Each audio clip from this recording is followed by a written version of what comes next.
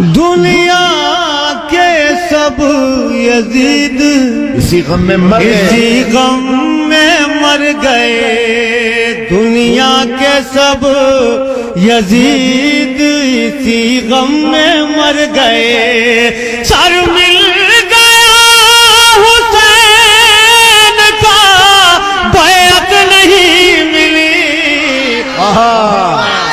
کہا گیا کہ امام حسین حق پر نہیں تھے، یہ اسلامی جنگ نہیں تھی، امام حسین اسلام کے لیے نہیں کربلا گئے تھے، کس کے لیے گئے تھے؟ اپنی ذات کے لیے گئے تھے، اپنے اقتدار کے لیے گئے تھے، اپنی سلطنت کے لیے گئے تھے۔ یزید بہت اچھا تھا، یزید جنتی تھا، تو یزید جنتی تھا، ڈاکٹر صاحب نے فرمایا۔ یزید امیر المومنین تھا، ڈاکٹر صاحب نے فرمایا۔ ہو سکتا ہے دو چار ڈاکٹر یہاں بیٹھے ہوں، وہ کہیں صاحب اس ڈاکٹر کا نام بھی تو لے لیجئے ورنہ ہم سب پر انگلی اٹھے گی۔ یزید رضی اللہ عنہ ہے، ڈاکٹر صاحب نے فرمایا۔ یزید رحمت اللہ علیہ ہے، ڈاکٹر صاحب نے فرمایا۔ ڈاکٹر صاحب کا نام کیا ہے؟ ڈاکٹر ذاکر نائک۔ انہوں نے اپنے کو شو کیا کیا ہے؟ اسلام کے مبلغ، داعی اسلام۔ ٹھیک ہے، ہم ڈاکٹر صاحب سے شرافت کی زبان میں ایک سوال پوچھنا چاہیں گے کہ ڈاکٹر صاحب آپ کا اپنا فیصلہ، آپ کا اپنا عقیدہ، آپ کو مبارک۔ یزید جنتی ہے تو آپ اسی کے ساتھ اس کی جنت میں چلے جائیے گا۔ ہم لوگوں نے جس جنت کے بارے میں پڑھا ہے اس جنت کا تعارف قرآن نے کروایا۔ اس جنت میں کون لوگ جائیں گے قرآن نے بتایا ہے۔ اس جنت کا سردار کون ہوگا یہ صاحب قرآن نے بتایا ہے۔ جنت میں کون جائیں گے؟ مومنین۔ بتایا کس نے؟ قرآن نے۔ جنت کے سردار کون ہیں جنت کے لوگوں کے؟ امام حسین اور امام حسن۔ بتایا کس نے؟ جن پر قرآن نازل ہوا اس رسول نے۔ رسول کی زبان کی حقیقت کیا ہے؟ وَمَا يَنْتِقُ عَنِ الْهَوَىٰ إِنْ هُوَ إِلَّا وَحْيٌ يُوحَىٰ۔ میرا حبیب اپنی خواہش سے کچھ نہیں بولتا، یہ وہی بولتا ہے جو وحی خدا ہوتی ہے۔ تو اب ہم نے قرآن و حدیث کی روشنی میں یہ جانا کہ جنت میں مومن جائے گا، اور جنتیوں کے سردار کا نام، جنتی مردوں کے سردار کا نام حسنین ہے، امام حسن، امام حسین۔ جنتی عورتوں کے سردار کا نام شہزادی رسول ہے، سیدہ فاطمہ صلوات اللہ علیہا۔ بات کلیئر ہو گئی؟ کہاں سے کلیئر ہوئی ہے؟ زبان رسالت سے۔ قرآن کہتا ہے ہم ظالم کو ہدایت نہیں دیتے، قرآن کہتا ہے غیر مومن نہیں جائے گا جنت میں۔ اب آئیے ذرا سا چہروں کو دیکھیں۔ حسین کے خلاف ڈاکٹر ذاکر نائک کے دل میں اگر اتنا بغض و حسد ہے جس کا انہوں نے اظہار کیا، مجھے ان سے کچھ نہیں کہنا ہے، مجھے تو صرف یہ کہنا ہے کہ آپ کو بغض و حسد اس سے ہے جس سے محبت مصطفیٰ کو ہے، جس سے محبت خدا کو ہے، جس سے محبت صحابہ اور اہل بیت کو ہے، جس سے محبت تمام مسلمانوں کو ہے، تمام مومنین کو ہے۔ آپ کو اس سے بغض و عداوت ہے، وہ حق پہ نہیں تھا۔ ان کے مقابلے میں آپ کہتے ہیں یزید حق پہ تھا۔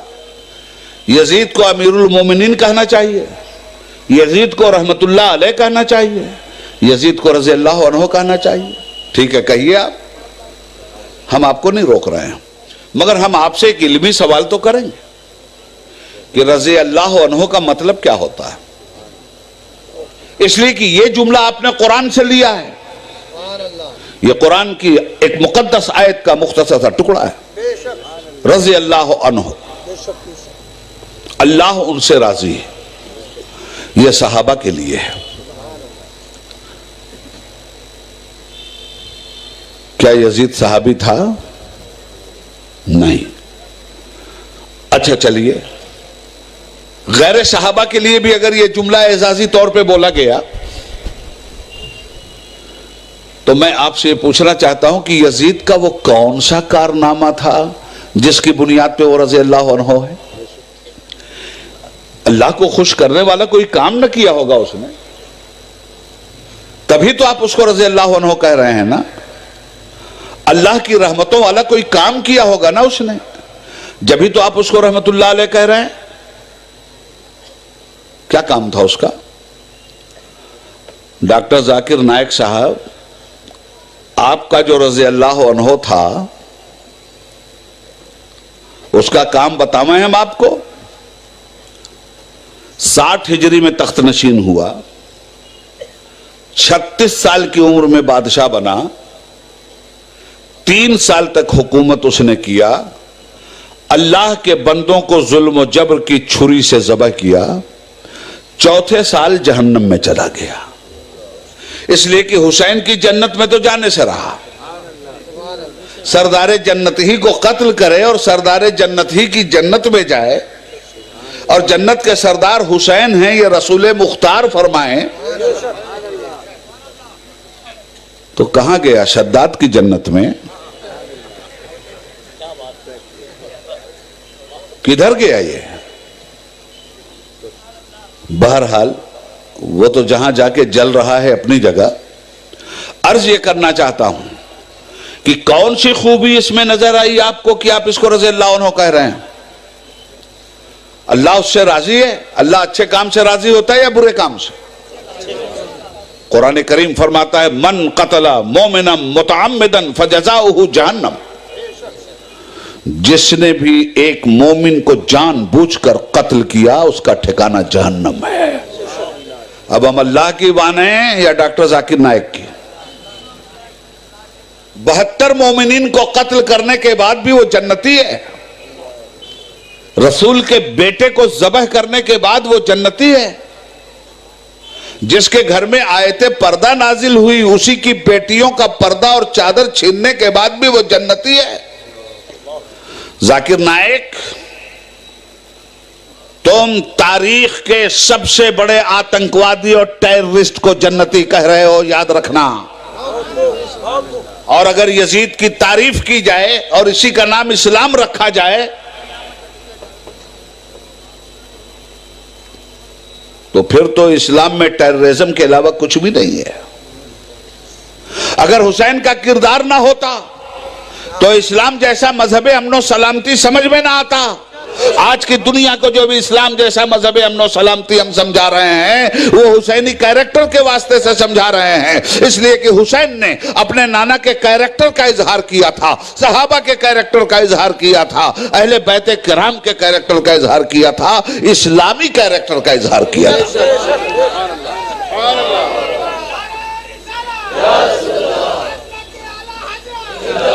مگر یہ یزید کا کردار کہیں سے اسلامی کردار، ظلم اسلامی کردار ہے؟ انسانوں پر پانی بند کرنا اسلامی کردار ہے؟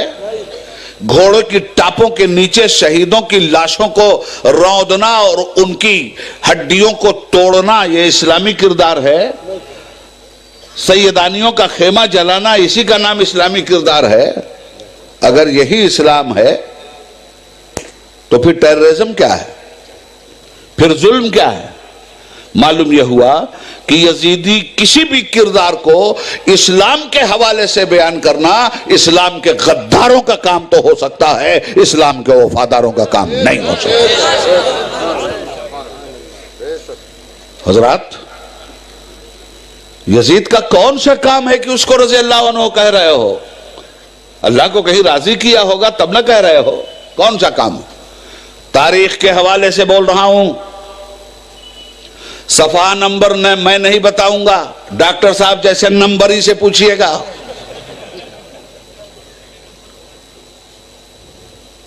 3 سال یزید کے اور 3 کارنامے یزید کے ذہن میں رکھ لیجئے گا، شاید کسی نے نہ سنایا ہو آپ کو، اور سنایا بھی ہو تو اس طرح نہ سنایا ہو. یزید کی حکومت کے 3 سال، 3 سال میں الگ الگ ایک ایک کارنامے. پہلے سال کا کارنامہ اہل بیت مصطفیٰ کا قتل. کربلا میں انسانیت کی تاریخ کے شامیانے میں آگ لگا دیا گیا. یہ یزید کی حکومت کے پہلے سال کا کارنامہ. یزید کی حکومت کے دوسرے سال کا کارنامہ مسجد نبوی میں گھوڑے بدھوانا، مدینہ طیبہ پر حملہ کرنا، مسجد نبوی میں گھوڑوں کی لید کا پایا جانا، مسجد نبوی میں اونٹ باندھا جانا، مسجد نبوی میں صحابہ کو تھپڑ مارا جانا، مسجد نبوی میں انسانیت کا لہو بہایا جانا. اور صرف اتنا ہی نہیں کیا تھا یزیدی فوجیوں نے. مستند تاریخ کا حوالہ دے رہا ہوں، ہے کسی کے اندر ہمت تو جھٹلا دے مجھے. یزیدی فوجیوں نے مدینہ طیبہ کی مقدس عورتوں کی اس طرح آبروریزی کی تھی کہ سنی مورخین یہ لکھتے ہیں کہ 1000 عورتوں کو ناجائز حمل ٹھہرا تھا. یہ یزید کی حکومت کا دوسرا سال ہے. پہلے سال میں اہل بیت مصطفیٰ کا قتل، دوسرے سال میں مصطفیٰ کے قوانین حلت و حرمت کا قتل، عورتوں کی آبروریزی، مدینہ شریف کی بے حرمتی، در رسول کی بے حرمتی، مصطفیٰ کی بارگاہ کی گستاخی. یہ ہے ڈاکٹر یزید کا، ڈاکٹر ذاکر نائک کا یزید. یہ ہے ان کا رضی اللہ عنہ، یہ ہے ان کا رحمت اللہ علیہ.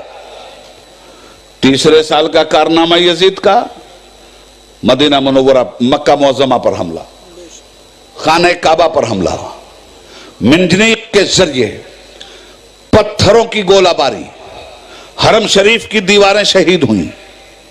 اور اس کے بعد اتنے ہی پہ بس نہیں کیا یزیدی فوجوں نے، بلکہ آگ لگا دی خانہ کعبہ میں. غلاف کعبہ جل کر راکھ ہو گیا. حرم شریف کی چھت کی وہ لکڑیاں جو چھت کو سہارا دیے ہوئے تھی جل کر خاک ہوئیں، ٹوٹ کر راکھ ہوئیں. اور چوتھے سال واصل جہنم ہو گیا. یہ ہے ڈاکٹر ذاکر نائک کا محبوب رہنما یزید. اب ڈاکٹر صاحب کہہ رہے ہیں امیر المومنین ہے وہ، تو ٹھیک ہے، حضور کے کلمے سے الگ کوئی کلمہ ایجاد کر لیجئے اور اس کا امیر المومنین بنانے کی کیا ضرورت ہے؟ یزید کو خدا بنا دیجئے، آپ خود پیغمبر بن جائیے اس کے مذہب کے. روکتا کون ہے آپ کو؟ مگر اسلام کے دامن کا سہارا لے کر اسلام کی مقدس ہستیوں پر اگر آپ نے زبان کھولنے کی کوشش کی تو یاد رکھیے گا قافیہ تنگ کر دیں گے ہم آپ کا.